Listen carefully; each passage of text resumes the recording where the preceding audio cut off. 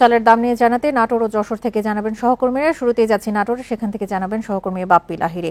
বাপ্পি, নাটোরে ধান চালের উৎপাদন এবং সরবরাহ কেমন দেখছেন? দামের কি অবস্থা? এখন জন্ম সনদ দিয়ে খোলো বিকাশ স্টুডেন্ট অ্যাকাউন্ট। নিজের বিকাশ নিজে কর। আসলে নাটোরে কিন্তু গত ঈদের আগ থেকে যে চালের দামটা রয়েছিল সেই একই রকম প্রায় রয়েছে। তবে গত 2 থেকে 3 দিন ধরে কিন্তু আসলে আবহাওয়ার কারণে এখানে প্রায় প্রতিটি চিকন এবং মোটা চালের দাম কিন্তু কেজি প্রতি প্রায় 1 টাকা করে বেড়েছে। এরকম কথা কিন্তু আমাদের এখানকার ব্যবসায়ী, চাউল ব্যবসায়ীরা বলেছে। যে যারা পাইকারি আড়তদার রয়েছেন তারা কিন্তু বলেছেন, স্বীকারও করেছেন যে আসলে আবহাওয়ার কারণে প্রায় 1 টাকার মতন প্রতি কেজিতে বৃদ্ধি পেয়েছে। তবে এই বিষয়টা কিন্তু আসলে যে খুচরা বাজারে যে ক্রেতা রয়েছে তাদের উপর তেমন কোনো প্রভাব পড়েনি বলে তারা জানিয়েছে যে আসলে এই দামটা দীর্ঘদিন ধরে একই রকম টাকা আসলে সাধারণ ক্রেতারাও এর বিষয়ে তেমন কোনো অভিযোগ নেই বলে আমাদেরকে জানিয়েছেন। আরেকটি বিষয় যে এখানে কিন্তু আসলে চালের এখন পর্যন্ত কোনো ঘাটতি বা ধানেরও কোনো ঘাটতি নেই বলে কিন্তু আসলে আমি এই জেলা প্রশাসনের সাথে কথা বলেছিলাম, যে কিন্তু তিনি জানিয়েছে আসলে নাটোরে কিন্তু কোনো রকম চালের ঘাটতি নেই, যে পরিমাণ চাহিদা তার থেকে বেশি কিছুটা হলেও বেশি চাল রয়েছে, যার কারণে আসলে চালের দাম কোনোভাবেই যেন কোনো কারসাজির মাধ্যমে বৃদ্ধি করা না হয় সে বিষয়ে তারা নজরদারি করছেন।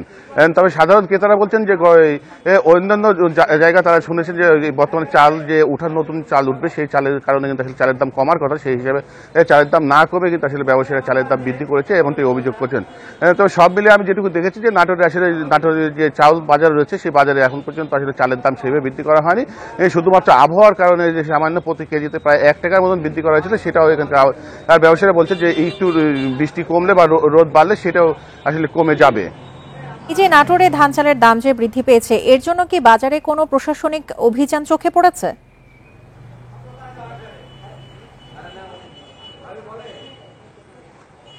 আমি এই অভিযানের বিষয়টা নিয়ে নাটোরের জেলা প্রশাসকের সাথে কথা বলেছিলাম। তিনি আসলে বলেছে যে এখন পর্যন্ত যেহেতু তাদের কাছে কোনো রকম অভিযোগ যায়নি যে ধানের বা চালের দাম বৃদ্ধি, তার কারণে আসলে তারা এখনো ওইভাবে বাজার মনিটরিং করেনি। তবে আজকে আমার সাথে কথা বলার পর তিনি বলেছেন যে আজকে থেকে আমরা এটা মনিটরিং করবো যে আসলে কি কারণে চালের দাম বৃদ্ধি করা হয়েছে সেই বিষয়টা দিয়ে তারা নজরদারি রাখবেন। বাপি, আপনি আমাদের সঙ্গে থাকুন। এবার আমরা যাচ্ছি যশোরে, সেখান থেকে জানাবেন সহকর্মী জিয়াউল হক। জিয়া, আমরা বাপির কাছ থেকে শুনছিলাম যশোরে ঈদের পরপরই আমরা দেখছি চালের এই দাম বাড়ার চিত্রটা চোখে পড়ছে। এর কারণ আসলে কি, মিল মালিকরা কি বলছেন, আর কোনো প্রশাসনিক নজরদারি রয়েছে কিনা? দেখুন, নাটোর থেকে বাপ্পি লাহিড়ী যেমনটি বলছিলেন, যশোরে কিন্তু এই চিত্র পুরোটাই ভিন্ন। আমরা এখানে এসে বেশ কয়েকদিনই কাজ করেছি, আমরা কিন্তু জানতে পেরেছি এখানে যারা ব্যবসায়ী আছেন তারা জানিয়েছেন এই চালের দাম বৃদ্ধি এটি কিন্তু ঈদের আগে থেকেই শুরু হয়েছিল, তবে সেখানে সেটি সহনীয় পর্যায়ে ছিল 102 টাকা করে। এবং ঈদের পরেই থেকেই কিন্তু যখন ছুটি শেষ হয় এবং বাজারে মানুষজন আসা যাওয়া শুরু করে তখন থেকেই কিন্তু এই দাম বৃদ্ধি হতে শুরু করে, এবং সেটি 2 থেকে শুরু করে 10 টাকা পর্যন্ত বৃদ্ধি পেয়েছে।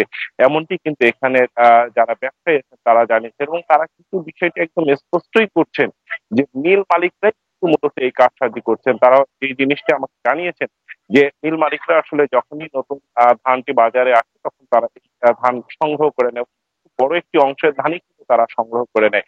সংগ্রহ করে তারা যখন মজুত করে এবং মজুত করার পরপরই কিন্তু তারা যখন তাদের ইচ্ছা হয় সেই ইচ্ছা মাফিক কিন্তু তারা এই ধানের বা চালের দাম কিন্তু তারা ওঠানামা করে বা নিয়ন্ত্রণ করে থাকে। এক্ষেত্রে আসলে খুচরা বা পাইকারি ব্যবসায়ীদের তেমন কিন্তু কিছু করার নাই, যেহেতু তাদেরকে মিল মালিকদের কাছ থেকে সংগ্রহ করতে হয় সেই অনুযায়ী কিন্তু তাদেরকে বিক্রি করতে হয়, এবং সেটি হয়তো বা কোনো কোনো ক্ষেত্রে 1 থেকে বা 2 টাকা তারা বেশি নেয়, বা কোনো কোনো ক্ষেত্রে যেটা একদম রুট লেভেলে পৌঁছে যায়, অর্থাৎ গ্রামের ক্ষেত্রে পৌঁছে যায় যেখানে সরবরাহ খরচটা বেশি হয়, সেক্ষেত্রে হয়তো বা আরো 1 টাকা বৃদ্ধি পেতে পারে। তবে এটি কিন্তু আসলে নিয়ন্ত্রণ করেই মিল মালিকরা। আমরা এমনটি কিন্তু আমাদেরকে এখানে যারা ব্যবসায়ী নেতা আছেন, খুচরা হোক পাইকারি হোক বা আড়তদার হোক যারাই হোক, তারা কিন্তু একই কথা বলছে।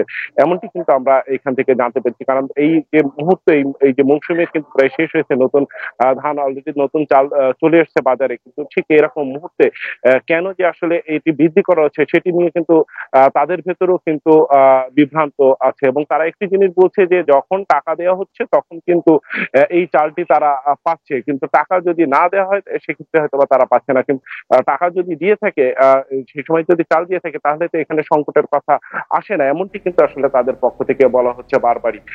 আর অভিযানের বিষয়টি আসলে খুচরা বা পাইকারি ব্যবসায়ীদের চেয়ে অভিযানটি আসলে মূলত যে সমস্ত মিল আছে সেখানেই চালানো উচিত, এমনটি কিন্তু তাদের পক্ষ থেকে বলা হচ্ছে। নাটোর এবং যশোর থেকে ধান চালের দাম বৃদ্ধি প্রসঙ্গে জানাচ্ছিলেন আমাদের সহকর্মীরা।